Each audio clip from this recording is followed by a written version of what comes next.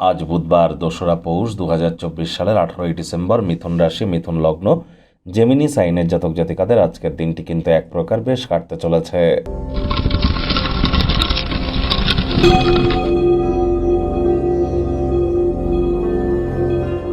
ভিডিওটির শুরুতেই স্ক্রিনে আপনারা দেখতে পাচ্ছেন গণেশজির প্রণাম মন্ত্র।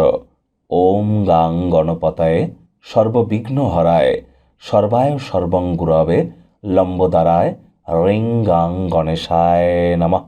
এটি আজ ১০৮ বার জপ করে গণেশজির কাছে নিজের মনস্কামনাকে জানান। পারলে গণেশ মূর্তিতে ৫টি দুর্বাঘাস অর্পণ করুন, তারপর এই প্রণাম মন্ত্র জপ করুন। কোনো কিছু না পারলে বলুন ওম গাং গণেশায় নমঃ অথবা প্রথম পূজ্য গণেশায় নমঃ।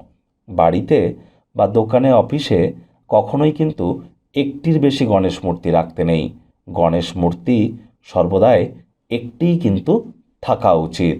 আজ খুব গণেশজির নাম জপ ধ্যান আরাধনা করুন, সবুজ বস্ত্র পরিধান করুন, সবুজ শাকসবজি খান, একটা ছোট সবুজ এলাচ দাঁতে চাবাবেন। এটি আপনাদেরকে বহুলাংশে উপকৃত করবে। ভাগ্য মিটার আজ আপনাদের বলছে 7/10। ভাগ্য আপনাদের অনুকূলেই থাকবে, তবে কর্ম এবং পরিবার এই দুই ব্যাপারেই আপনাদেরকে একটু সাবধানতা অবলম্বন করেই চলতে হবে। অতিরিক্ত খানাপিনা এড়িয়ে চলুন। সুস্থ থাকতে নিয়মিত হেলথ ক্লাবে যান, যোগব্যায়াম, ধ্যান, প্রাণায়ামের সাহায্য নিন। অর্থগত ব্যাপারে আয় ইনকাম আজ আপনাদের বাড়বে। আর্থিক লেনদেন বিনিয়োগের জন্য দিনটি আপনাদের পক্ষেই থাকছে। নতুন উদ্যোগ পরিকল্পনার পাশাপাশি নতুন নির্মাণ কার্যের শুরুয়াত আজ করা যেতেই পারে। চাকরিজীবী যারা আছেন, অফিসে কম কথা বলে কাজ বেশি করুন। মনের থেকে মস্তিষ্ককে বেশি দাম দিন।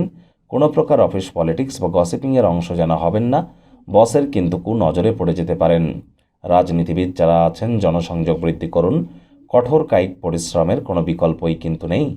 শিক্ষার্থী বিদ্যার্থীরা যে কোনো প্রকার পরীক্ষা প্রতিযোগিতায় অবশ্যই সফলতা অর্জন করবেন।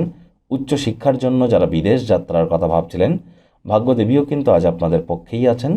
সন্তান সন্ততি থেকে থাকলে তারা তাদের কৃতিত্বের দ্বারা আপনাদেরকে গর্বিত অনুভব করাবে।